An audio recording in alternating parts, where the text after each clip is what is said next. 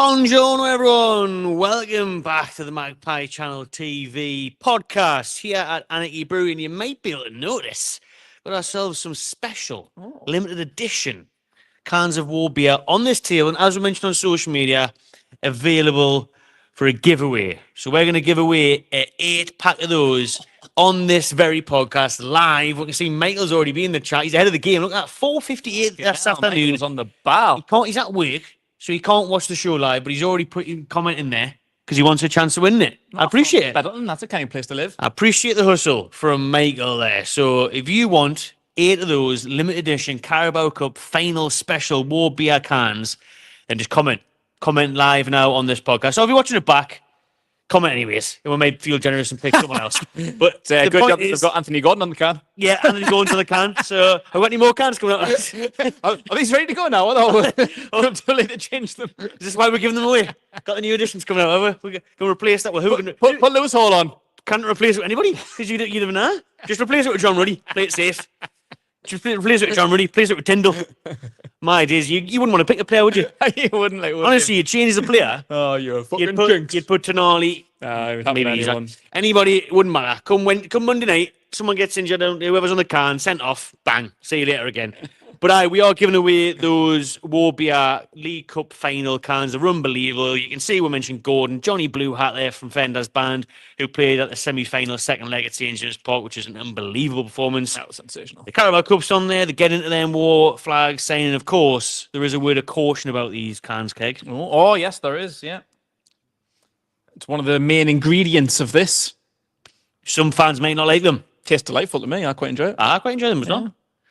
Arteta's tears. Arteta's tears are in this can. That's a nice little side print there, nice little dig it. Arteta who constantly whinges and moans when Eddie Howe gets the better of him, which is every single time. So unlucky Mikel on that one. I did offer to send some to Robbie and the lads at AFTV. Not kind that one. Didn't want them, but I mustn't like pale ales. I'll take one of the Emirates before the end of the season. How's a pale ale, Robbie? So there you go. Comment if you want those cans. We'll pick a random winner at the end of the show, and the lads and lasses here at Anarchy Brewery will ship them to you. But I, for one, right, I have tasted them. I've actually got quite a few in my house as well, and I've been going through them already. But tonight, I'm on the 0%ers. Oh, first time ever. Pre-final detox. Are you ready? I am. I know how messy Wembley is going to be, so I'm doing at least. It was a 2 weeks detox, but smart. We've got Monday night game against West Ham. I'm probably going to cave in, so I'm going to do at least 1 week after the Brighton game, because things are going to get very messy in that weekend at Wembley, Covent Garden, the day before, Box Park, on the day after the game, all of that. So we're on the Peroni's Eurosnake. They do have non-alcoholic options available here at Anarchy, so shout them out. And if you want to get yourself some Anarchy beers, hit that QR code as per usual. Okay then, let's get straight into the podcast, shall we? How are then? Shall we get into it? And Lewis Hall, let's get over it then. We'll talk about Gordon. We'll talk about him in a minute. Start low, then pick it up as we need to go. Aye, because I didn't want this podcast to be all doom and gloom. We did short form videos on the injuries and stuff, but I am going to focus more on the positives and the ambition from Darren Eales, what he said yesterday in his interviews, and what PIF are aiming to do this summer and beyond. So we're going to focus on some positives there, but we'll start off with the negativity, or well, the facts really, and that is that Lewis Hall has been ruled out for the season. Yeah, I did a video on it earlier, Keg, when the news broke officially from the club about 9 o'clock this morning. Yeah, that was early, like what? So no left-hand side for Newcastle, or recognised left-hand side that's having such a good season, isn't going to be there for the Carabao Cup. Great. And Lewis Hall's not going to be there for the rest of the season. It requires surgery. Yeah, that's bad news. Devastating. Yeah, I seen like the reports circulating last night that it was going to be the Carabao Cup final he was missing. So I was thinking, massive blow, huge blow that he's going to miss the final. But like nothing really indicated how long it was. So I was thinking, maybe 2-3 weeks, and he'll be back for maybe the game. Like probably missed the same amount of games as Gordon, maybe, and then he'll come back. But yeah, I was just on my way to work this morning, and I got that notification through, and it said rest of the season. I was like, whoa, did not see that one coming. Doesn't help the European adventure, does it? It doesn't. I mean, for how good he's been in that, I mean, that's a big blow. I really feel like that is a critical blow, because I just think he's been phenomenal, and I think it makes it worse that I felt like the other week at Anfield was probably his best performance of the season. I felt he contained arguably the most informed player in world football right now on his home turf. I wouldn't say pocketed him. Like, I mean, at Salah, it's hard to contain like completely. Like, he was able to do some things, but I think statistically it was probably one of his worst games of the season. I think it was the first game that he hadn't scored in like 9 games or something like that across all competitions. And I think Hall's stats were up there with the best of the season. So for as well as he could have done, I really don't think he could have done better than anyone could have even imagined him doing. I thought he was absolutely absurdly good. So yeah, just finding out that he was going to be ruled out for the cup final was a huge blow, because who the fuck's going to contain Salah now? But yeah, I mean, the rest of the season, man, did we not need that, Barry? We didn't like Barry. We don't like it. We don't need it. We don't want it, because the cup final, like you say, was bad enough. Yeah. That's a one-off game. I think that's actually a bigger blow than losing Anthony Gordon, to be honest with you. Yeah, I really do, because I think players can slot in there. We'll talk about who should maybe do that job in a minute. But losing Lewis Hall, man, like you mentioned it, he's coming up against Salah, who he did so well against just last week. Yeah. And that's the game he got injured in as well. But he was winning them duels. He was perfect on that night. Really, really, really good. One of the only Newcastle players that was good defensively, because we know what poor at the back, wide open. But Lewis Hall out for this season, because what a blow that is to not only the final, but obviously the final couple of months where we've got massive games in the hunt for Champions League again. Yeah. I feel like there's, like, we're going to get into it in a bit, but there's people who can cover and do a decent job. But like, I just feel like, I think it's been proven over the course of the season that he's probably left back of the season of any team. Right. Like, obviously with Thomas Tuchel coming in, like, he could and should be the future of England at left back. Like, he could be the next generation's Ashley Cole.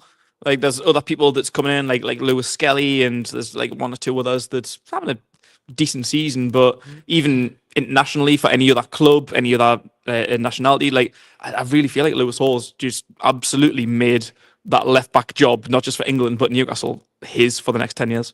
Big blow, because that is what's after the cup finals, international break. Thomas Tuchel's first selections, and he was definitely in there. So he'll miss the first few international rounds of fixtures. Yeah, not ideal for him. I feel from Ronaldo, obviously he would have been buzzing for the final. He has been one of our best players of the season, and it's a big loss for him as well. And I bet he's absolutely good.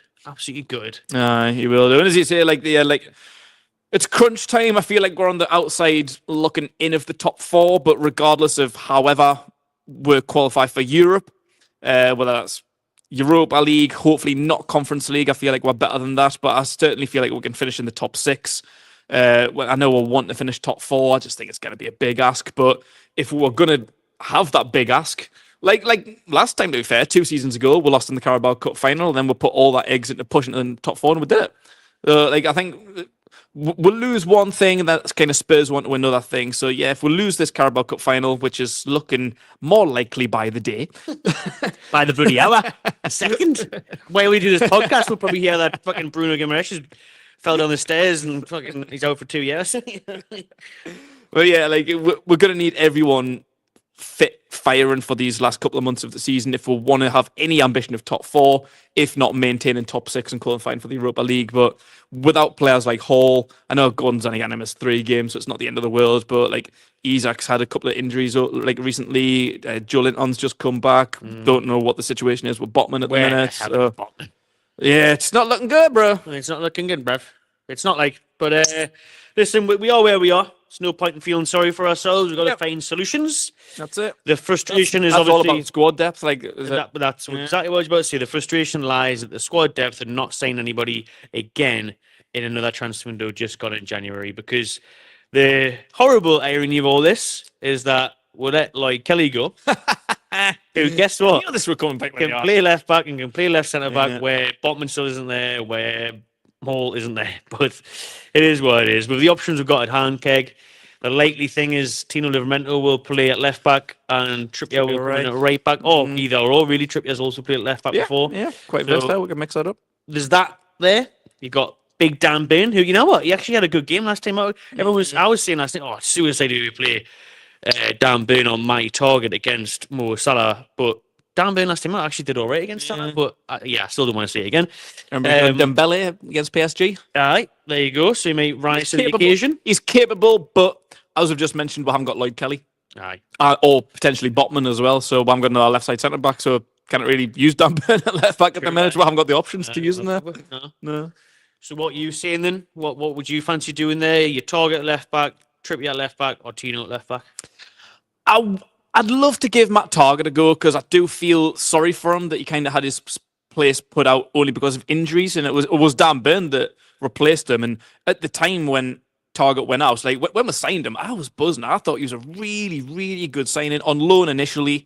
Proved himself that we had to sign him permanently. He was that good. It was like, you've got to bring him back. Sign this guy. He's absolutely class. Then early in the season, got injured, put Dan Burn out there, and I hated that. the visually having a bloody 6'6" or 6'7", however tall guy he is, playing left back, not the most athletic, not the quickest. Like just everything that you want in a modern fullback. Dan Burn is the perfect opposite of that. So it pissed me off that he even played there, but it wound us up that he was actually doing a really good job. I was like, I'm past. I can't even complain anymore. Like he's doing a really good job. So yeah, I feel really, really sorry for Matt Target. I still hope that player that was signed 2.5 years ago can come back and have some worth in this squad. Yeah. But I'm not really convinced on it anymore. I think Tino's proven that he's more than versatile. And Trippier played every single game bar the final for England in the Euros just gone at left back. Yeah. So both of them are more than capable left backs. They're both very, very good right backs, obviously. So one of them is probably going to be a better option. As we just said, we can pretty much rule out Dan Burn until Botman comes back. Yes, I would like to see Target, but I feel like Tino's probably going to be our best option there, really, and keep Trippier on the right. Do you think that worked well enough for the Brighton one? I'm just trying to add a little ticker along the bottom so people who are tuning in know what to do to try and win the old case award. Yeah. There we go. That'll do.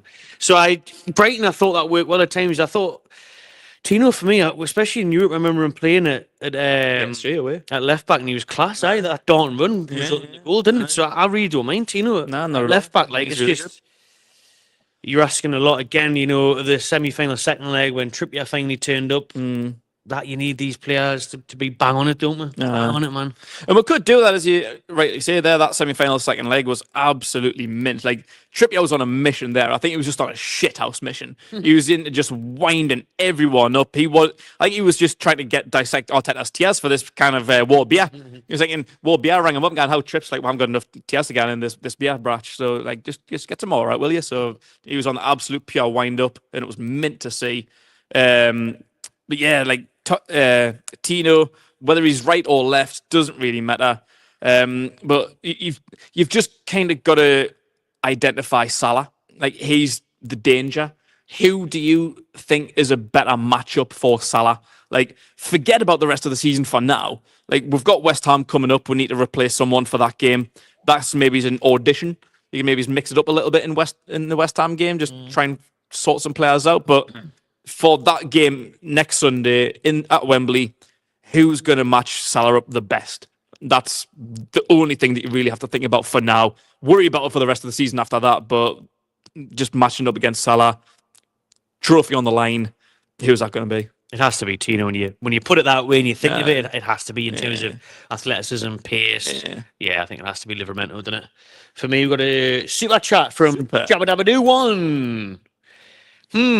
Red for Gordon. Van Dijk hit Gordon out. FFS. Remember that? True. Van Dijk just, it's true, man. But they didn't catch it at the time. The issue is with us is that obviously it did go to VAR, it did get changed, which I should have at the time when it happened to us from Virgil van Dijk. The club have chose not to appeal that decision. Did you think there was any chance, any point of doing that? Not really. I mean, I think best case scenario, it gets dwindled down to one game, which would see him out for West Ham and against Liverpool. But it was a little bit pointless. Like, if it gets, you don't get any more, do you? I think once upon a time, if you're unsuccessful, it could cost you an extra game, which I don't think they're the rules anymore. No, they're not. I don't think so. Why not? But you just eat them. But yeah, I mean, yeah, if it's not going to cost you anything, then you might as well have. You've got literally nothing to lose. But yeah, I just didn't really see. Like, it's hands, like 2 hands to the face. Well, back of the head. It wasn't really the face, but yeah. I mean, you just can't do that. It was stupid. It was reckless. It was like we said, like, everyone just needs to stay calm. Like, these games, Brighton and West Ham, everyone just chill out, will you? Should have Like, been on the nobody risked Oh. any stupidity. Like, we did not want a Pope 2.0 situation. And what happened? We got one. It's outrageous that we've actually done it again, isn't And it really is. Like, from such a key player now. Like So back then, mad. like, Pope isn't as much of a key player now, but 2 years ago, he was huge. He was by far our number one. Obviously, Dubravka was cup tied. I think Caldala was out on loan. And so, yeah, was someone else out on that? I can't remember. So, however, we ended up with Karius, like, Well, Gordon couldn't play last time because he was cup tied. cup tied out. Yeah. So he's missed that. Like, it's just, oh man, like, it really is just typical of us. It's deja vu. It's the curse. It is the Wembley curse, man. curse. The Wembley gypsy curse. It's got to be real. How can you do it? 2 years, honestly, man. 2 years ago it happens to Bob. Now it happens to Gordon. Next time we go to a final, I'll be scared to celebrate. I I'll be thinking, literally, bloody Hulu's around the corner. oh, we've got a final, have we? Well, who's going to miss it? All right, well, how long have we got? 4 You'll weeks. put bets on who's going to miss the final. Let's just let everyone go on holiday for 4 weeks, and the bloody plane won't come back or something. Desert on an island. I just don't know what we're going to do. Yeah, but Gordon, it was a head loss. I don't think there was any point in trying to appeal because you're never going to get it given. We're not for a start. Yeah. Maybe if you're Man or something, you may get Yeah, given it it. was City. Yeah, they probably would have got it. But when the letter of the law says you raise your arms above the neck, above the shoulders, it's just It was not gonna stupid happen, from the is it? kid. Like, he has to hold his hands up and apologise for that because, yeah, it was ridiculous. No Aye, need for it. it was outrageous. But just like Hall, he's not going to be there. So solutions have to be found. Before we talk about who we should play, and let us know in the chat what you would do now Anthony Gordon is ruled out. Big up to Adam for the super chat. Lads, love the content. I know it's been a bleak few days, but anything can happen in the final. Let's get into them. Get into them. Says What that it say- He says it's right there on the cans. That's what it says there as well on the cup final special cans. But well said. I don't like the old doom and gloom mentality and atmosphere that is around now, especially on social media. Like, Yeah, it is hard. It's more than it already is on bloody X. But you know, it was just Toxic. so negative and like, any point in gun. Season's over. Season's over. Season's over because we're probably going to lose a cup final. Aye. So I cancel the cup final, cancel your trains, don't even bother watching the games the next couple of months. Need a chance to get in European football. I'm going away at me. Like everyone whinging their head off. Like you just try and remain positive, try and back the lads and just see what happens. Yeah. You know, just have some belief with me as well. We're there now, so you may as well support them, show them that. And you know, Adam says it well. Anything can happen in a final. People are going on like we're bloody like I know Liverpool are class and they're the best team in the world at the minute and all that. But they're going on like we're Stevenage, down on Redbridge. Remember Plymouth beat Liverpool. It's obviously a very different starting 11. But that starting 11 Liverpool put out was still better than Plymouth. Should have been Plymouth. We're a good team, and now we're going to be missing a couple of key players, but we can't get into them. course There's we no can. point going in with our heads down. This is our problem. Like, we spoke about this a couple of weeks ago. Like, we've got that small club mentality where we go away to the likes of Anfield and the Etihad, and we're already beat. Aye. Like, the performances are shit because we're just like, well, there's no point overexerting ourselves. We've got a game next week. We'll just focus on that. But like, this is Wembley. Like, we're not at Anfield. Like, at home, we're pretty good. We've got a decent record against Man City. We don't do too badly against Liverpool. Drew 3-3 with them in December. Should have won. And this is Wembley. Like, it's a cup final. Like, you're going to have however many Geordies there, 30-odd thousand. Like, we're going to have the flags there. We're going to have the energy, passion. Energy. We're going to have, like, we're going to need to make Wembley our home turf. It's neutral ground. Right. Like, there's no reason to go there Black and white Alloa. with a cup on the line. First cup in 60, 70 years. There's no reason to go into that game and be like, well, we're probably going to get beat off Liverpool. Defeatist mentality. No, we've got to get into them, man. You look at a couple of upsets in the past. There's been some huge Of course. turnarounds. Yeah. Birmingham beat Villa. Arsenal. Over Femi Mountains. Over Femi, yeah. Yeah. Show me, like, even bloody Wigan in the FA Cup against Man City. yeah. Unbelievable. Who would give them a Who did Leicester beat? Was that Chelsea in the FA Cup? Leicester beat Cup Chelsea. final? Yeah, they won the double, didn't they? Aye. Was it that the same year they won the league? No, it was a few years later. I think I was like, Oh, it was because 20 or something. 2018 or so. No, 20. About Tielemans 2021 or something like that. Tielemans, COVID times. But listen, man, like other teams have done it. There's no stopping us. Is the main thing for me is it's obviously a nightmare that Gordon's out, that Hall's out. But if Isak's still there, something there, a little Twitter rumor about Newcastle preparing the final without Sven Botman. I mean, that wouldn't surprise us at this point. Nah, not at all. But the main thing is we don't see a pop-up like that saying Isak's out, which was the rumours this morning on I social did say that media. this morning, yeah. But now, Keith and other journalists that have been there today at the media day at the training ground, Isak's been getting interviewed. Isak's been there today. Isak was apparently fine, so that's obviously great news. Because if we've got Isak in the team and your Tonali's not turning up and the defence is solid, then we've got a chance, man. Let's not just get so down and out about it, like Adam says. Anything out in the final, get into them, see what happens. Yeah, and I think we'll want it more as well. Like, we'll want it more. Like, we're the team looking for our first silverware in like 60, 70 years. Liverpool probably win 2 by the end of the season. Aye. Like, they're going to win the Premier League. They're pissed in the Premier League. They're probably favourites for the Champions League if they can get past PSG. Oh, I say they play the night. Listen, who knows? They may get the odd injury or suspension. Fingers crossed. Fingers crossed. I hope so. Level up the playing field somewhat somehow. A little short too, man. I miss next Sunday. Salah, Van Dijk, Szoboszlai, any of them. Callister, take your pick.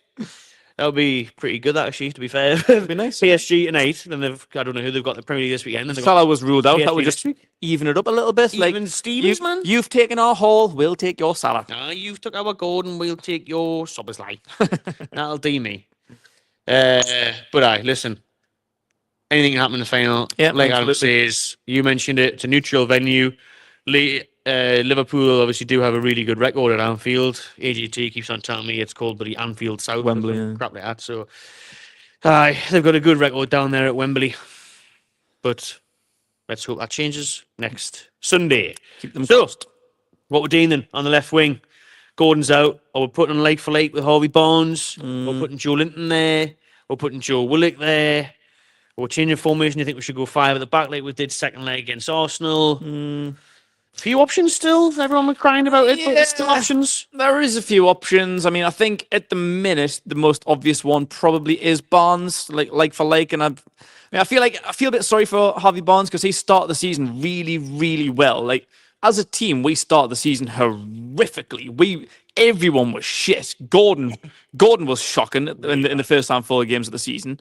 But Barnes was the only one actually doing anything. Like anytime we got a win or a point, like Barnes was responsible, like either playing right or on the left. Like we mixed it up a little bit because we weren't too sure what to do. Like so, Barnes played right, Gordon left, then Gordon went right and Barnes left. So, but either way, like Barnes was absolutely class at the beginning of the season, and it's like he's just kind of been like reserved because Gordon came back into form pretty much, and Murphy's had a really good season, so he's just kind of pretty much been like thrown back onto the bench. But for me, Barnes is a starting 11 quality player. Like he just needs an opportunity. So I think people's looking at this like it's such like a downgrade, and on paper it probably is, but it's not a massive one. I wouldn't say like Barnes is more than capable. But maybe it's an opportunity to mix things up a little bit. Maybe you go with Joe Linton and his physicality. But that would mean probably starting Willock, and Willock hasn't been in great form recently. Like personally, I'd prefer to say Miley, but I feel like putting myself in Eddie Howe's shoes, he probably would pick Willock. And I feel like we all know that. I feel like Willock's got more of a chance of starting the final over Miley has. But yeah, like I think going 5 at the back maybe is a good idea. Like we did against Arsenal, but with Arsenal we had a 2-goal advantage from the first leg. And I feel like just going 5 at the back isn't Eddie Howe's style. It's very, very rare. I think that's the first time he's ever done it. Like since his very first game here, I don't think we've ever played 5 at the back other than that game, unless we really, really, really, really, really, really need to. But it's a final, man. You can't just go defensive against a team like Liverpool. It's a tough one. It's really hard, like, to say what we're going to do because that 5 at the back worked a lot more than I think a lot of us thought it would. When we've seen that lineup against Arsenal, we're like, we've bottled it. We're going to try and sit back and invite pressure. Arsenal going to nick one, then it's game on and all that. But it just depends how we utilise it because the press is what works so well. But currently, how do we do that though without Botman and Kelly? I know. You'd have to start Kraft. Yeah, I think Kraft should come back in for Shaw. On Monday night. We haven't got enough centre backs. At least on Monday night, I think Kraft should come back. Shaw has been terrible for weeks now. Like he looks knackered, man. He looks dead on his feet. Yeah. Honestly, the last scored a great goal, but for what it counted. I wish he did count. But I don't know. At first, I was thinking, we're going with Barnes late for late, but we all know Barnes seems to be better off the bench. I think you could use Julian's physicality, bring him back into midfield. We've seen how well that worked in the season we got Champions League with Willock, them two swapping flanks. So, options again there. for Newcastle and Eddie Howe to ponder between now and the final. Let's say, I think we can just actually, well, we'll quickly mention it. So we've kept saying, options at the back, what we're going to do. But Sven Botman is the one we're waiting to hear news on as well. There's a bit of silence over that, to say the least. There is reports coming out that, they're preparing for the final without him. He may not make it. But you seen this one, did you? And he's G-Wagon. Should have Same nearly every morning. Oh, Gone to work, eh? Gone to work. Where's he? He hasn't been working. I know.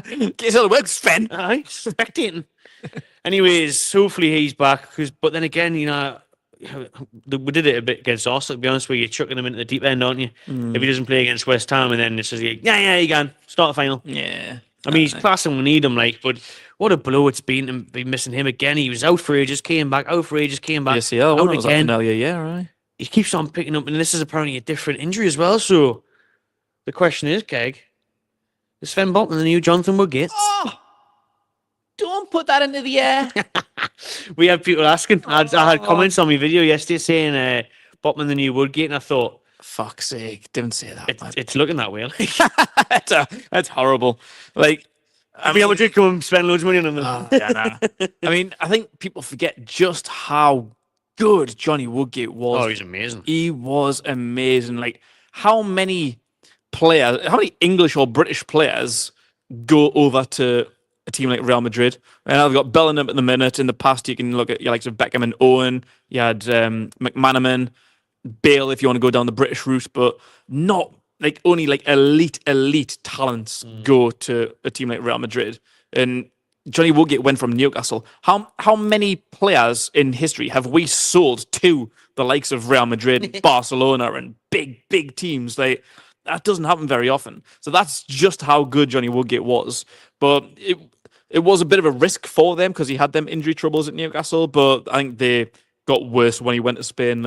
Johnny Woodgate's injury history is a cry and shame for how good he was. It is But yeah, I mean, we spent 40 million on Sven Botman, and he's a top talent, still young, still only is he about 23 now, something like that. Is he that young? He's still kind of young age.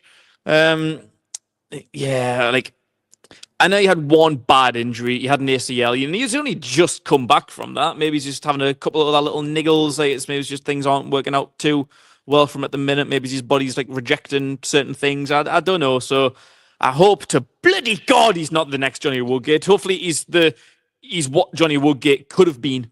Hopefully he's better than what Johnny Woodgate was. Yeah, well, he's got plenty of time to do that. He has, yeah. If he plays. Just needs to stay fit. But yeah, hopefully that isn't a bad omen. And fingers crossed he stays absolutely clear away from some Michael Owens people and Johnny Woodgate and Kieran Dyers and them fuckers that couldn't stay fit for 2 seconds. Because I can't remember the last time he had a good run of games.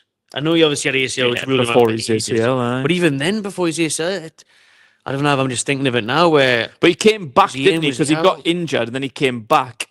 And he had a run of bad games. And everyone was saying, he's really slow, he's really off the pace, he's not having a very good game. But that's because he needed ACL surgery. How are you meant to play with an injured ACL? You can't just play on an injured ACL. It was mental, man. Yeah, because someone didn't make a decision. He didn't want the surgery. And then for some reason, someone was like, all right, well, he doesn't want the surgery, so I'll just not give him the surgery. No, someone needed to make an exclusive decision. He was about 22 years old. Of course he wants to play football. We're in the Champions League. He says, oh, no, I didn't want the surgery. So someone's like, oh, well, you didn't get the surgery. You fucking done your ACL, mate. You need surgery. Get under the knife. The quicker you get under the knife, the quicker you can get back. Like knives. But we played him with a fucking torn ACL for however many games and wondered why he was playing shit. Yeah. and looking like he was about 59 years old, not 22. That was a bad move, and that's obviously why Bunce has been brought in. The head of fitness. Someone now needs to make decisions. If you need surgery, get the bloody surgery. But someone's got Adam saying Botman's missed 52 games when he played 56 games for Newcastle. Is he? Wow. That's really bad. That. No, he'd missed. But then obviously it looks worse because the ACL really went out for 9 months at least. So he missed bloody nearly a year. But it's a mad one we do want to make a comparison. Really hope it doesn't come to fruition. But there's a time where he's got to get back in the team and stay in the team. Yeah, he's going to needs a run of games because it's starting to get that point where I'm forgetting he even plays for. I'm like, never mind right centre back. I talk to Gay, he talked to Huyson from Bournemouth, whoever. We're going to need to be left centre back now at this point. To be fair, Gan and Bain. couple of times this season. I think earlier in the season when we knew he was going to be out until like December, January, like I kind of forgot he existed. You did, yeah. Absolutely. I think people mentioned the Liverpool game tonight. Yeah, keep a keen eye on that one. I think we actually want Liverpool to win, to be honest. Not win too comfortably a day or draw, and then next week we want them to win and get through because we want them to have one eye in the Champions League. Yeah, of course. Because if they get knocked out the Carabao, they knocked out the Champions League off PSG, then they will go all out for the Carabao because they're out the FA Cup, they've won the league. Yeah. So I really hope they do progress in the Champions League against PSG with hopefully a little Salah suspension or injury or two. That'll be very, very good. Lovely that. Tell you what, we'll move past the Brighton review. I don't think we need to talk about that. We're off now in the podcast. We'll skip that. Financial records got released yesterday. Keg, Newcastle United posting nice little profits. Well, profits, I say it should be more like revenue on the up. Yeah. Things, big increases, 20, 30% increases on commercial and everything else. Looking on the up. That led people saying, well, what does it mean then? Can we splash the cash this summer? Did you look at the finances? Looks good. Yeah. Shows that we're doing things behind the scenes and all that. Yeah, everything seems to be going up. So, yeah, I mean, that is a big thing. I mean, I think people I think a lot of people get on the high horses because I think the main thing as a fan is what's happening on the field. Like, we spend our money, we go to the games, you want to see wins, you want to see transfers, you want to see cups. And recently we haven't really been delivering. Like, in terms of wins, it's been a very up and down season. It's been very inconsistent. We've had moments, like we had that unbeaten run, where we went really, really well. Isak was scoring goals week in, week out. So they gave us some spark. They've given us some good games this season. But in terms of trophies, albeit we're in a final, we're still a million miles away from actually winning anything because we've proven that we're clearly the underdog in this game next week. Transfers haven't made a significant one in 3 windows. So yeah, there's been a little bit of doom and gloom and stuff, but I feel like they have been working hard behind the scenes quietly and getting things like this up. And I think people forget things like infrastructure and things that even the academy, the training facilities, sponsorship deals, trying to appease FFP, and a lot of people are oh, just take a points deduction, take a points deduction. Why even saying that again today? You can't just do that, after the injuries. Should have took a points deduction, should have spent the money. You can't just do that. I mean, look at it now. We had to sell a couple of players that we didn't want to, Minter and Anderson. But in terms of PSR and stuff, we've appeased them. So we're in the clear now. We haven't spent a lot of money recently, so we should have money to spend. All the numbers are seeming to go up. So yeah, hopefully we'll have got a lot of money to spend. I think this could be a very active summer transfer window, because of all the things that I mentioned. Not really spending a penny in 3 windows. The quiet goings on behind the scenes, all the people that we're being linked with, all the work that Mitchell and Eels and Howell have been doing. I think we're going to be in for a really interesting summer, mate. I think so as well. Obviously hope so. But I think after the back of January, getting rid of Almiron, getting money for Kelly. And could be another couple, targets, people like that. Wilson and that are out of contract. So it really could be a big summer where we see a lot of movement in and out. I could say that. How much do you reckon we'll have to spend? You got to put a fee on it. There's talks of 100 million, 150. I heard that we could have another 100 million. But the way that PSR and FFP works, which I still don't even understand, I think it's absolutely mad. But we didn't sell Almiron for a lot. And Kelly's only on loan, but the fee that we'll get for him at the end of it was about 20 million or something like that. And Almiron was about 10, so about 30 million. But people are saying that could turn into about 100 million. And it's oh, don't know how that works, but sound, no worries. But 3 times amortization. Yeah, so I felt like we could have at least about 100, 120 million to spend, maybe 150 tops. But if you're going to add that on top, you're talking 250. And if we sell the likes of targets or whatever, could be up close to 300 million. And I might be getting away with myself there, but more realistically, I think at least 150. Because we were told, was it 2 summers ago, we had a budget of around about 100, 120. We spent about, what did I buy Sandro for? 60 odd? Sandro was 50 only. 55 or something like that, something like that, yeah. Then, all of a sudden, my money was gone. 140 or something like that, didn't we? Yeah, all of a sudden, that was when money gone. We had to sell some Maximin. Like, we couldn't afford anyone else. Like, we wanted more transfers, but the 55 million on Tonali was pretty much money gone. Like, we couldn't afford to spend any more. But then we sold some Maximin, then we were able to get in Barnes, spent nearly 40 million on Barnes, spent nearly 40 million on Tino. We had the loan with an obligation to buy Lewis Hall. So we were able to spend money. So I feel like we could have at least 150 million, fucking minimum. Ooh, And then, I sound like that. and if we can sell another couple, like not a lot of money, like I said, Almiron was only 10 million. If we could sell, maybe Pope could go because we need another goalkeeper, and Dubravka signed a new contract. So Send him to Burnley in the swap deal. Trafford. could do, right? So I sent him back to Burnley. Yeah, back to Burnley. So I like back to your Burnley. Popes and targets, like them fringe players, like getting wages off the books, like another out of contracts, like your Longstaffs and Wilsons, people like that, like just letting some people walk. Like we could be looking at pushing 200 million. Like I think. Ooh, tasty. That's also, especially if we get European football. Aye, yeah, You've got to go on for, definitely. haven't you? Yeah. You've got to go on for it. Speaking of Trafford, he finally conceded a goal, I think. Aye. 12 Yeah. games he went. What a run. What a run that is, unbelievable stuff. But let's hope we're right in that splash in the cash this summer, and we've got at least 100, 120 million, 50 million to spend because we're going to need it. Let's hope it is a transformative summer, which we've been promised before and haven't had to do that. More on transfer links, then maybe we get back to that atmosphere thing.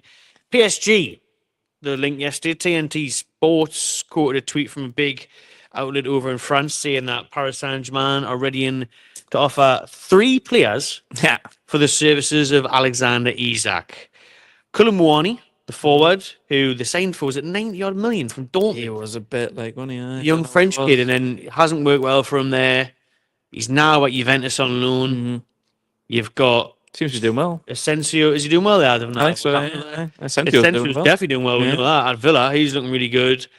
And Gonzalo Ramos. Yeah, that we were linked with a couple of years ago. Aye. Big money. About We were 60 linked with him million. before we signed Isak, wasn't he? He was meant to be one of the big first money signings of the Saudi takeover. So those 3 players for Isak going to play no Edmonds, yeah? Deal or no deal. or no deal. But I read the same article and it was said to maybe be a cash plus 3 players. Oh, that'll be Aaron. But so Should be. what's your cash and what would you equate them to be? Like you just said, Koulibaly was about 90 million and Crazy, but- Gonzalo Ramos was about 60. So that straight away is about 150 million's worth of player. Then you got Asensio. I don't know what Asensio's worth anymore because he left Real Madrid on a free.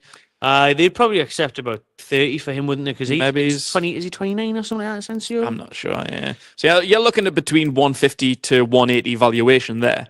I would say that those valuations have dropped on Ramos. Oh yeah, and I would say so as well. Koulibaly, though, Yeah, because of definitely. the form, and obviously Yeah. they're shipping them out on loan. Aye. I would say all of them are worth, well, Asensio I would say about 30 because of his age, even though he's looking really good still. Yeah. I'd say Ramos 45, and I'd say Moani about 40 now. Mm. So it is still about Saying about 135. about 120 to 30, something Aye, like that. something like Yeah. that. So that plus 30 mil, that Mm. plus 40 mil, round up like 150, 160. I think if we got 60 mil, which is pushing it, It is pushing. it's really pushing it. But like But they've got the money and they can spend it. that's what I mean. Like they'll spend anything like 200 million on Neymar.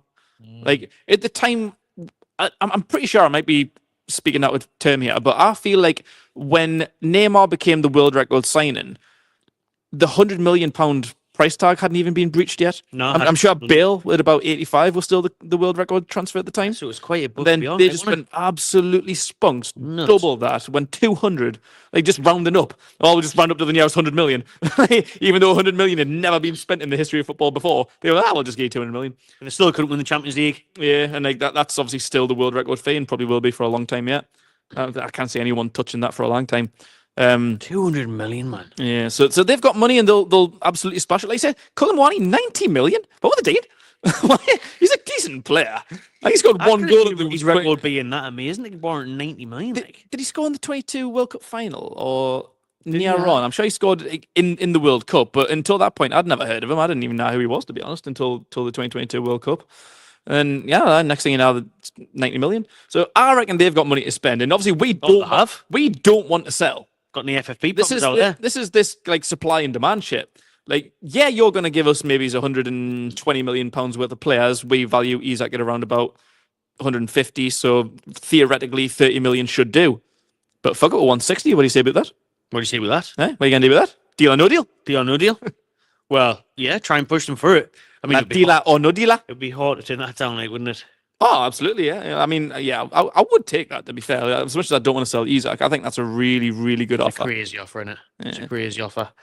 But there was players, I mean, obviously you would hope Eddie Howe would get the better of Moani. He's obviously got talent there. Yeah.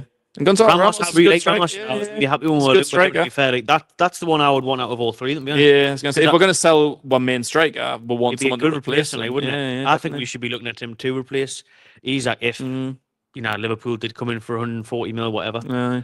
But also, I would rather sell to PSG than Liverpool. Absolutely. Get him out of the Premier League. Absolutely. You don't want to sell to a rival. I don't want to see Isak scoring every week. No, absolutely not. I do not. For everyone else now, I can't be saying that. Yeah, if we're going to sell him to someone, sell him to anyone bar the other 19 teams in the Premier League. It would kill me, him playing for someone else in the Premier League. It would be devastating. So I'd rather take that deal from PSG than 160 million from Liverpool. Yeah, deal at Liverpool and break Shearer's record. That would be great, that, wouldn't it? You could see that happening.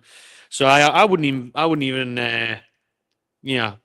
begrudge him going to PSG for the money in Paris. I wouldn't in the sense that I think he'd be wasted there. He's far too good for that league. Like anyone at PSG. Oh yeah, I do as well. Yeah, but if he went there instead of the Premier League, I'd take it, and we got players or that much money in for him. It's one of them ones where it'd be really hard to turn down. Like, would players count towards? I'm just thinking off the cuff here. Would players deal in like FFP, PSR terms? That's why I'd want more money. I'd be more interested in the cash fee than whatever players you're going to add on. Like that's why I'd push for more money. That's what I was thinking yesterday when I mentioned it quickly in the video, where you were like, well, you'd rather have the 150 if those players just take the cash, a bit more come to buy who you want to buy instead of just because then you obviously 3 times spend that, innit? Yeah. So you can spend about 400 million if you got 150 for that. If not, then you can spend that money the way you want to, like instead of just kind of accepting these players in a trade deal that might not necessarily fit with the team. Like you go and buy your own players, buy the players that you want to buy. Thing is with these players and all, they'll be on huge wages, man. Oh yeah. Ramos So like how do you accept that, and how keen are those on the move as well? They're getting forced upon them. I mean, listen, I think we said at the time we should have got Asensio. We should have. He could have stepped in for fucking Gordon out on the opposite wing, but he could have been playing instead of Gordon in the final, and even off the bench for Murphy, who's playing week in, week out, could do the rest, maybe could do a rotation. Asensio, we should have been all over that deal, but we didn't do it. Didn't do it. Right. What else we got then? I think we can move on from those rumours. Another player just quickly that was being linked as Calhanoglu, Turkish midfielder. Now, I would be surprised. Well, I was going to say I'd be surprised at this one because he is 31. Yes. Obviously, way out the boundary of what Newcastle United would normally look at in signing players. However, the players that are going to leave this summer, looking likely, is obviously the likes of a lot of experience in the team. Trippier, Wilson, so are you playing a bit of a risk there by having a lack of leadership and experience in the team? You might need to sign a player over the age of 30. Well, obviously, he's good about Calhanoglu. He's won trophies at Milan. He's very experienced at Turkey. So he's done a lot. Free kick specialist to replace Trippier. Exactly, free kick specialist to replace Trippier. Like it. Would you have him? Is he out of contract or buying him? I'm not sure. So this is it wasn't fee mentioned, so I don't think he's out of contract. This is the thing for me. Like I agree with what you just said about like bringing in experience. Like yes, we do want to build a young core, but we want guys that's going to lead this team for the next 10 to 15 years. And obviously he isn't that at that age. But yeah, I think older players are undervalued for that experience. I'm sure he's captain. He's captain of Turkey. Am I right in saying that? Yeah. I think so. Yeah, a little bit of leadership. Like I said, perfect replacement for Trippier, really. Obviously, completely different position. But in terms of age and experience, like leadership, it'd not be a bad free signing. Wages dependent as well. Don't know what kind of bag he's looking at. But yeah, I mean, I think he was someone that we were linked with a long time ago as well. Like, was it Ace? Did he go from AC to Inter? Did he? I think so. I'm sure. I don't know. Did he play for AC? If he did, then he's a scumbag and I'd have won him. He didn't get the rivals. That's lift and crack that. They're saying here that we're carrying out some surveys and we're looking at Calhanoglu and so buying Munich. So there you go. Yeah, I mean, yeah, he's a good player. Is he the kind of player that I'd be like, oh, I can get him? Like, not really. Like, yeah, he was a few years ago. Like, He was at AC. Then you went in there. so it was 2021 was saying. Or was it maybe it's Leverkusen? Yeah, maybe it's 2017 we were linked with him. Maybe it's so he went from Leverkusen to AC in 17 and then to Inter in 21. It must have been 17 we were linked with him. But so yeah, been waiting to replace Emery ever since, another Turkish midfielder. So at that time, I would have absolutely signed him. I remember being like that link, and I was looking at his highlights, seeing his free kicks and stuff, and I thought, "Oh, he's fucking tasty." I'm like, and I was like, that. But yeah, like a few years later, 31 years old, like I don't know. Yeah, if he's free and his wages aren't too much, then you bring him in as a squad player. Absolutely, like I say, got that leadership. Got a contract till 2027. Um, So he's got a contract till 2027. So they must be looking at trying to just get some money for him. and he earns around 6.5 million euros per season. Tell you what, Bayern Munich, you're in for him as well. That'll be a bit of a tricky challenge. To Well, can't sign him by Munich. I'm not really that asked. Aye, because at the end of the day, I was thinking great squad player, great for Europe, Yeah. get there, but ahead of Tonali, Bruno, and Joelinton, well, he is class, like to be fair, but it's one of them ones where I think there was another bloke on that list there, Angel Gomez, who's out of contract this summer. I think that one's very more likely, very much more a midfield out type signing. Yeah. I've seen like Mitchell's been interested in him. I think we're reporting interest in January for him. Aye. Yeah, I don't think his wages will be too crazy either. I think he'd be on a decent wage, to be fair, playing at a decent level that he is, and now like breaking into the England team. But I still can't imagine him being mad money. I don't think he'd be one of our top 5 earners. So yeah, if we make him like what 5th highest earner at the club or something like that, so on a free transfer, absolutely fine by me. That. Speaking of another midfielder that we were linked with in the past was obviously Bruno's best buddy, Lucas Paqueta. Oh, I'm not touching him. No, I don't think anyone's going to be touching him because Jake's, but yeah. Pending a fucking 8-year ban or something, ain't he? No, John's, but yeah, I just seen a bit on Sky News. Paqueta here in this month, and the FA are looking for a lifetime ban. Yep, nope, nobody's signing him. Wow, what a bloody hell. Tonali, we thought Tonali was long enough. Well, I've seen like a similar. What the hell has he been betting on? How long has he been betting for? He was betting on games he was involved in. I see Tonali at least. Tonali wasn't, yeah. Anyway. So yeah, I've seen people do similar, and people like betting on games that they were directly involved in have had like 10-year bans. And you've seen the videos where he's just blatant us out with the yellow cards and that. Yeah. God. No, he's been absolutely match fixing, cheating. Wow. What a shame. He's a top player now, man, isn't he? He's a fucking idiot. FA there, Sky Sports News. FA seeking lifetime ban. Oh man. Like you don't do that. Like it's a complete breach of the rules. Like it's match fixing. If you're betting on yourself to get yellow cards and you're blatantly going to get a yellow card, so you're earning money. Like it's match fixing. It's cheating at the highest level. I think it's he's obviously got a problem, but yeah, because you're not betting to win money when you're not much money. But I know. It's obviously If he's not sure of a fucking just penny. can't go like a dodgy casino 3 o'clock in the morning. Aye. Why betting on these games, man? If your gambling addiction was that bad, but Jesus, he's been charged with spot fixing offences in 4 Premier League matches. Whilst representing West Ham, influenced the progress, conduct, or any other aspect. He's absolutely knackered, like, isn't he? Yep. Why has it took this long though? Because it came out ages ago, didn't it? It must have been about a year ago. For 9 months, I've cooperated with every step of their investigation, says Paqueta. He's extremely surprised and upset. I bet How can you be surprised? You put the bets on, you played the games.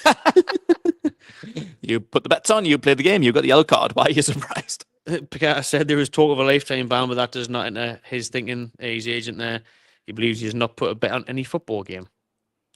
I think evidence would prove it otherwise. Okay, that's a bit mad. But yeah, it could be a long old ban for Paqueta. King Kevin Keegan did a little interview the other day. I just seen the quotes. I haven't actually seen the full thing. But he essentially was asked about Eddie Howe. We'll touch on that in a minute.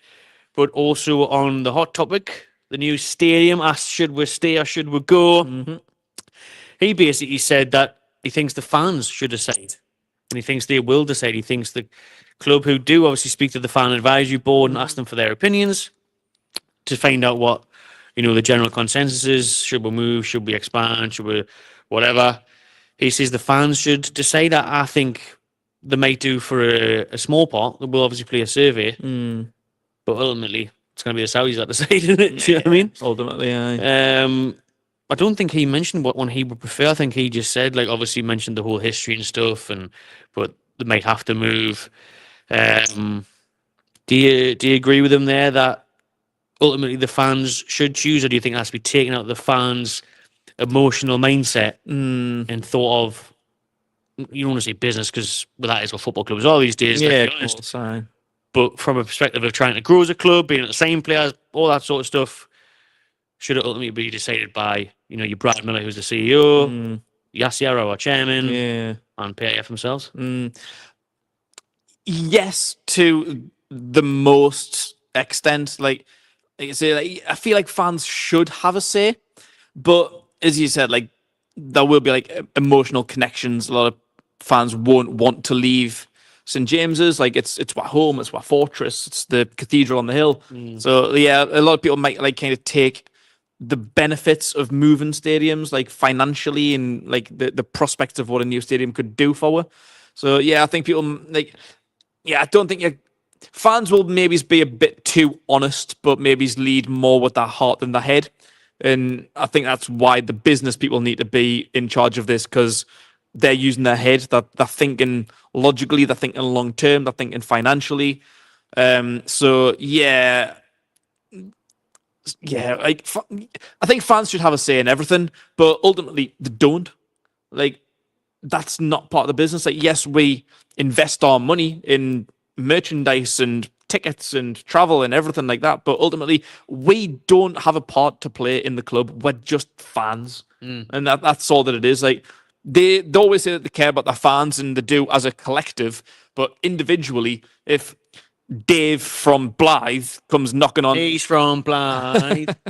Never ever Pete. Comes like knocking on Alias's door and be like, "Yeah, mate, Dave, I'm on a leave St James's, mate." Alias is gonna be like, "All right, no worries, Dave. We'll just stay put." You stay level 7, lad. Yeah, like it's just not gonna happen, really. Like I think they need to kind of take that out of our hands and do whatever they think. Like it's their club at the end of the day. They put the money into it. They bought it. It's their property, I suppose. So it's their business. They can do whatever they please with it. I'm afraid. No, well, it's true. They can, and people are saying, Daz has said it's time to move away from the cursed Gallagher. Aye, literally. It is, aye. I mean, it's a fortress, and we'll love it. It's all that we've ever known. But I'm fucking lifted a trophy there, apart from the Salah Cup and the Intertoto in the last 7 years. Like the Salah Cup.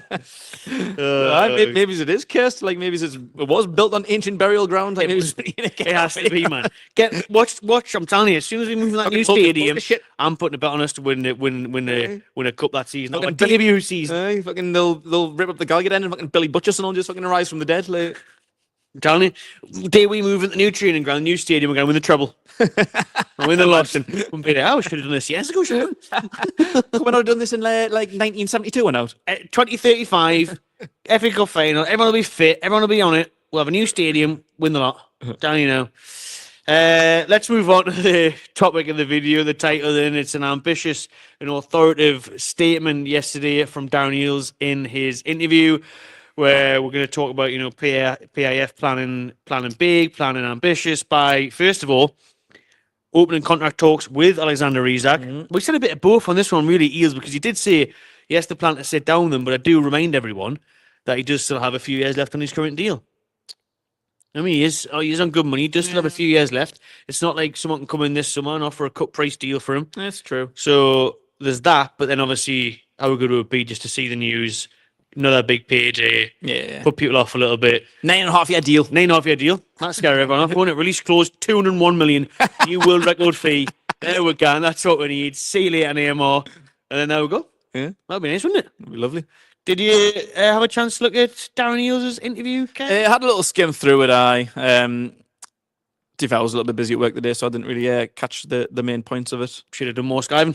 I really should have done that. Yeah, he did say, we're going to be clear. He's got multi-years left, but we will have discussions in terms of a new deal, just like we did with Joe Linton, Bruno, and Anthony Gordon. Yeah, it's something that we will approach in the summer. So Newcastle intend to send a message to rival clubs, agents, and their dressing room by not allowing their best players to leave, even if they miss out on Champions League this season.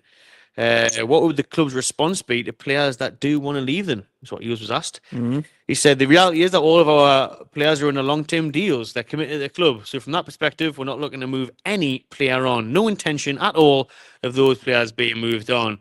We're in a position now where, because of what we did in January, we aren't really impacting minutes on the pitch. Those players that we got rid of, and we had the desire and wish to keep our strong players. We're not under the gun or anything like that. We've got an ownership that's ambitious and wants the best for the club. So it would be crazy for us to consider selling our stars. Good. What you want to hear again? We like to hear, yeah. As I said in the title, that's ambitious, that's still authoritative. You know, you're putting your marker out there to other clubs. Arsenal looking, thinking, oh, we'll just put 90 million in. Freeze that, you know, not even that. They're trying to be 80 million, 75. We're signing for 63, you stupid twats. At the moment, the way we approach from ownership down, everyone is aligned. We're maximising our revenues now, as I mentioned earlier. We can't do what other clubs have done in the past, Eel said, your Chelsea's, your Cities, because of FFP and PSR. There's a big frustration on that front. But the good news is it gets a little bit easier once you have a good season. With these accounts, we can now invest in the future, and the amount will depend on a lot of factors. But then he goes on to big up Paul Mitchell and the team, where they've been working hard with Eddie, and it's all about getting the players that Eddie wants. So there's a real alignment there in that respect. We're excited about the summer ahead. Good to see there, because obviously all the talk last summer was, you know, Howe and Mitchell being in loggerheads, not getting on, and he's basically said there, it's down to Howe who he wants. Mitchell might recommend people, but Howe gets the final say. No, I like that. Meanwhile, Eel said that discussions with the Saudi ownership over whether to move to a new stadium or redevelop St James's were ongoing. And he also confirmed that the new training ground is in the offing. Good. I'm just trying to skim through some of this for you lot. Obviously, they're talking about the stadium project there. Whichever path we go down, it's a huge investment that's going to happen. So that shows once more that the ownership are very serious and they are looking to invest considerable sums, showing their ambitions. We are looking at the medium term for a new training ground. He says he deals with PIF on a day-to-day basis and they are 100% committed because a few people, because we haven't spent in the last few transfer windows, have said, PIF have lost interest now. They're more bothered about the golf. They're going to buy this team. They're going to do that. Eels is rebuffing those claims. Fucking Logan Paul fight fucking Hulk Hogan or something. Exactly, with that new boxing league the day. Finally, what else we got? I did see something he said. There's more stuff on the stadium there, but it's kind of just repeating themselves. You know, we want to compete at the top level in Europe and in the Premier League. We have to find some way to increase the capacity of being able to do that, and that could be a new build or a refurbishment of St James's Park. The reality is, we've got a great coach, amazing players, and our growing revenues, and an ownership that is fully committed. So the future is bright. There we go. So there's lots to take away from that, but the main thing is, you know, the ambition is shown there by keeping star players. The ambition is shown there by the investment in the new training ground and what is looking more and more likely to be a new stadium. Yeah. And, you know, putting a market down to other teams that we're not going to be bullied. We're not going to accept low ball offers. We don't need to. And it is going to be an exciting summer ahead. Yeah. It's everything that we want to hear. I feel like we've kind of heard this before. I was going to say that. But we heard that bit last summer in Germany. Like transformative summer and all. Yeah. Fucking Lionel Kelly and 16 keepers. So yeah, he's talking the good game, but I'll wait until things get done. But as I said before, I do believe that we are going to have a good summer in terms of transfers. The thing with the stadium's been a debate since the takeover and is continuing to going to be a debate until it gets announced what's happening one way or another. With a training ground, are we looking for a new area?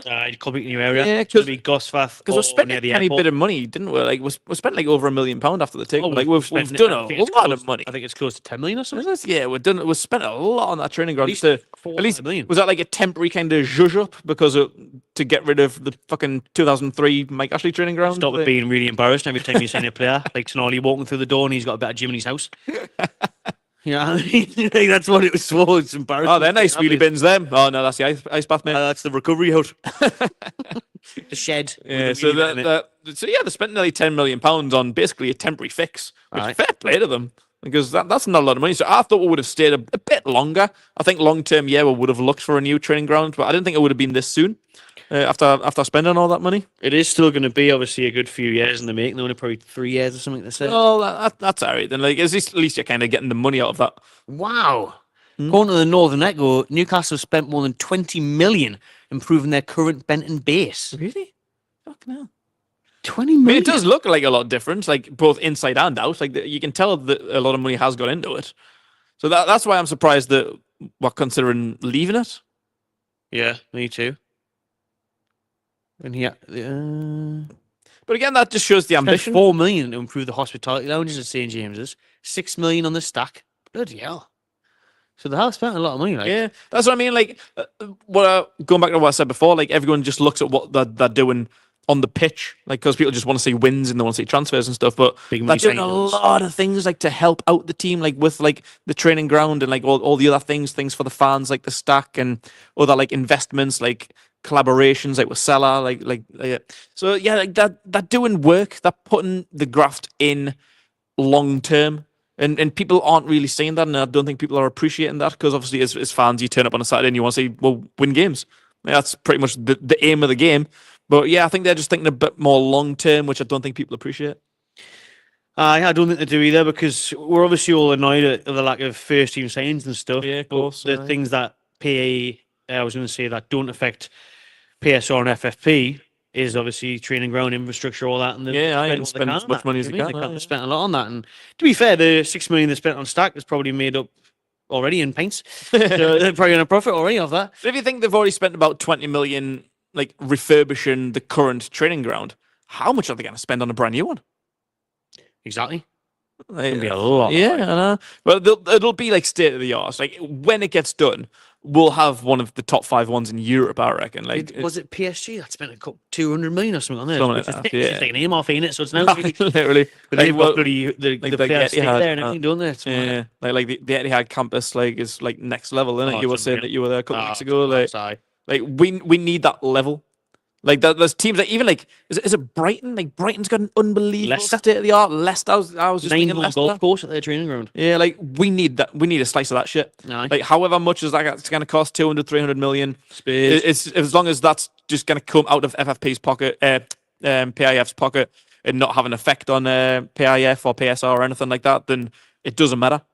Give me your money. Do whatever you want. Like as long as it's going to make this team better.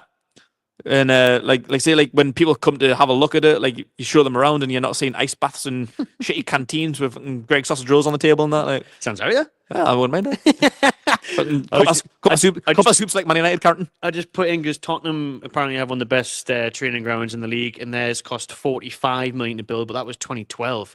So get inflation on that right now. If we look at, I'll put in PSG, see if that comes up, their training ground cost, but theirs is crazy. Just the 300 million euros they spent on their training ground. Yeah, well, if it helps. Well, I was going to say it does, but I guess it does. But they're the same. They've got the campuses and everything for the kids, for the youth teams, women's. It hosts everyone.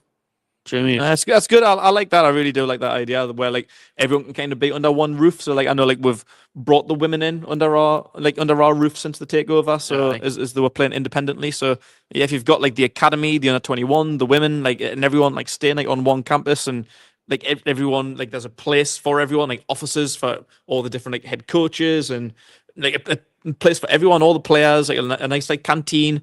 Like I think it'd be absolutely class. Like for like with this, if we could spend and if they want to spend, I'm not saying spend it, but yeah, if you want, you can go well. I'm not asked. I think so, like because it makes a huge difference to the players. Like it really, because this is their place of work. I mean, this is where they're gone every day. Literally, you come in day after day.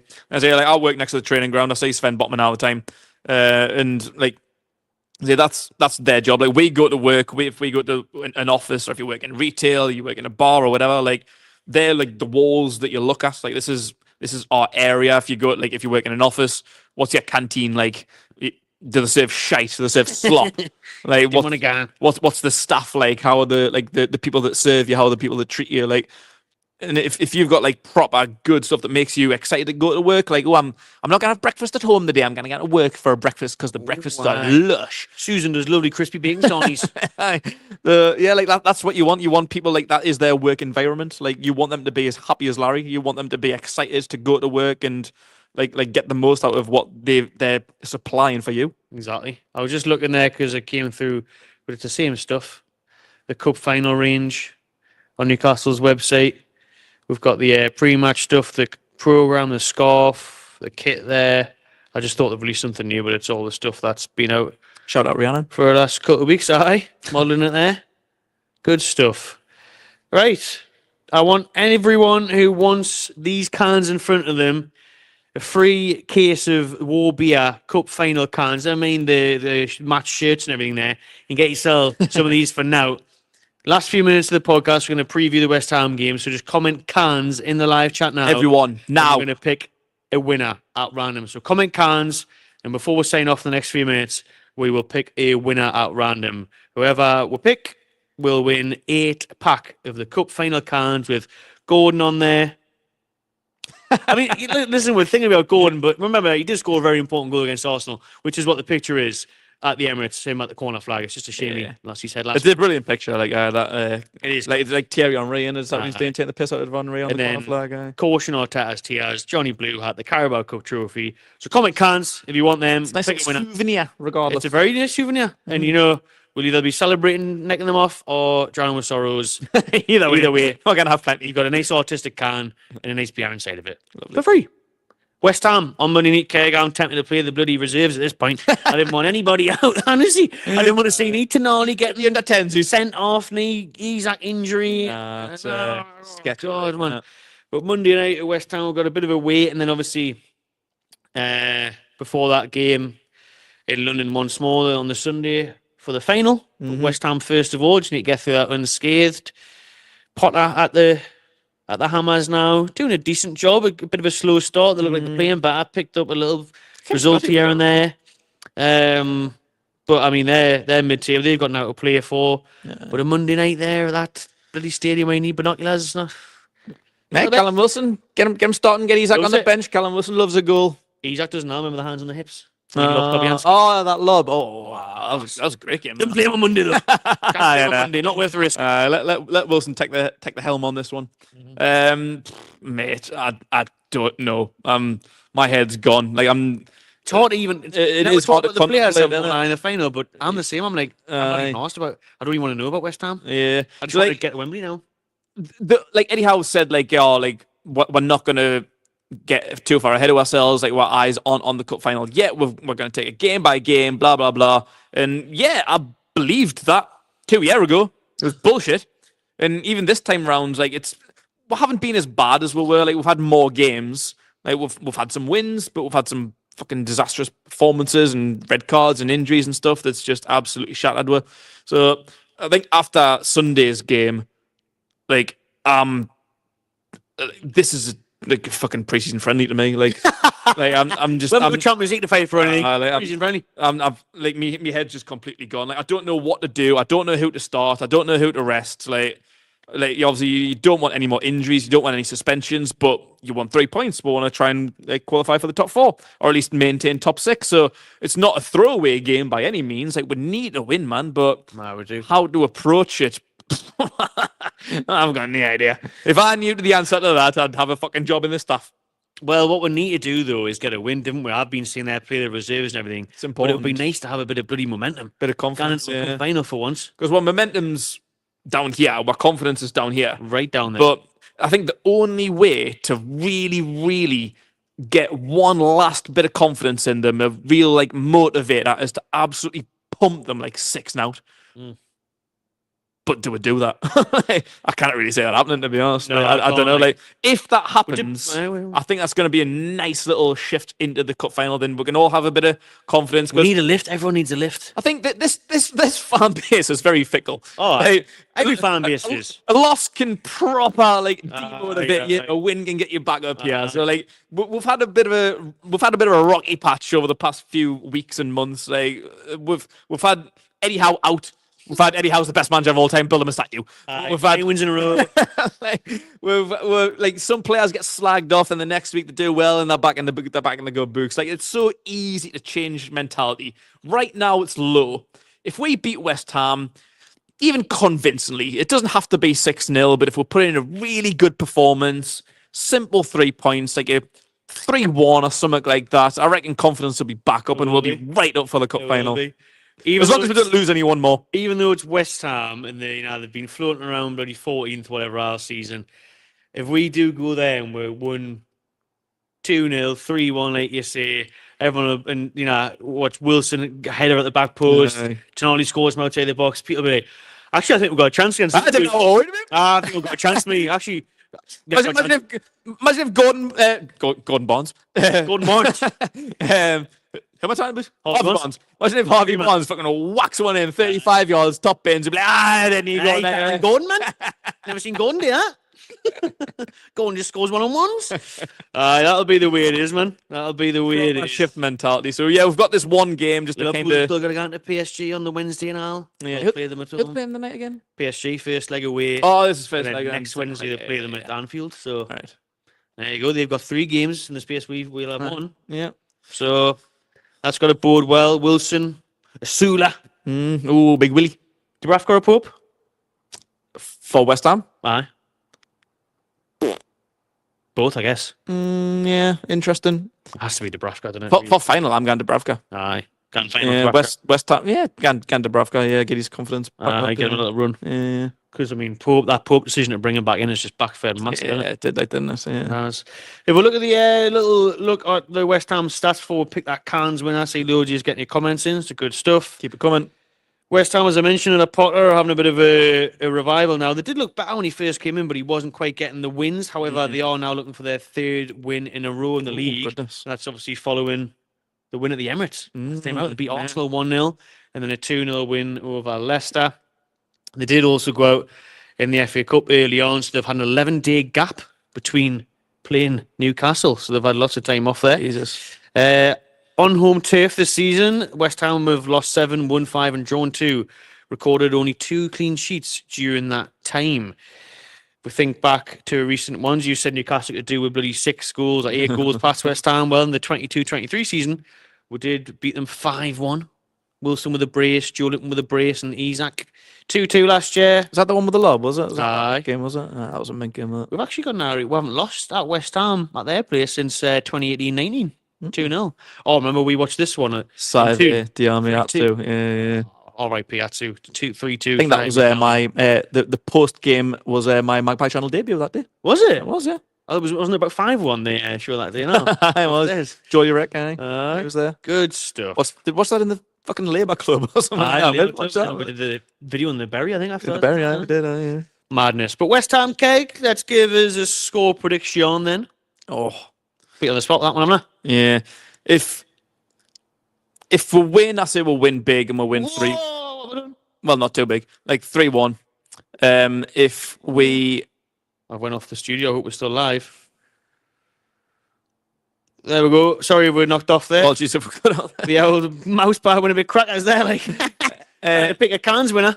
Yeah. So if we win, I feel like we would win well and we'll win like 3-1. But I can see we're potentially losing 1-0.